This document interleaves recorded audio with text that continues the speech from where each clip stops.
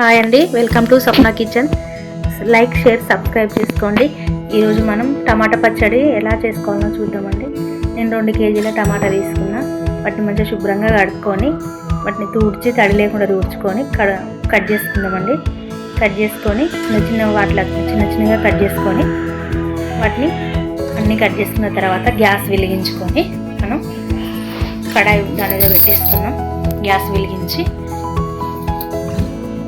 మంచిగా దగ్గర ఉడికేలాగా ఉడికించుకోవాలి. నేను 150 గ్రాముల చింతపండు తీసుకున్నా. 200 గ్రాములు పడుతుంది, కానీ నేను 150 గ్రాములు తీసుకున్నా. మీ పులుపు మీరు తినేదాన్ని బట్టి వేసుకోండి.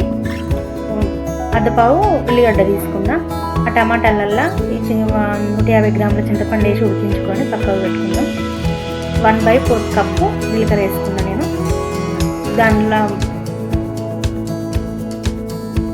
పక్కకు పెట్టుకున్నాం. బాగా 2 టేబుల్ స్పూన్ మెంతులు వేసుకొని జీలకర్ర మెంతులు అవి వేయించుకొని పక్కకు పెట్టేసుకొని చల్లారినాక మనం మిక్సీ పట్టుకున్నాం.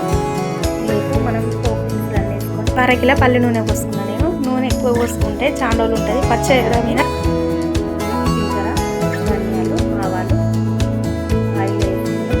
కరివేపాకు, ఉల్లిగడ్డలు చాలా బాగుంటుంది. పల్లీలు వేసుకున్నాను కొంచెం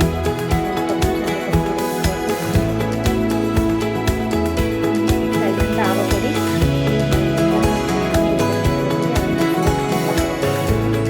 ఉల్లిగడ్డ కొంచెం మిక్సీ పట్టినాక మీరు ఎంత తింటారో అంత కారం. 3 కప్పుతోటి 3 కప్పుల కారం వేసుకున్నా. 1 కప్పున్నర ఉప్పు వేసుకున్నా. దాంతో ఇట్లా మిక్సీ పట్టుకొని ఒక బౌల్లో వేసుకుందాం.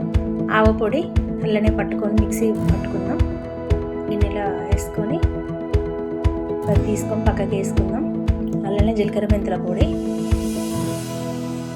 మీకు ఎంత ఉప్పు సరిపోతుందా లేదా చూసుకొని వేసుకోండి.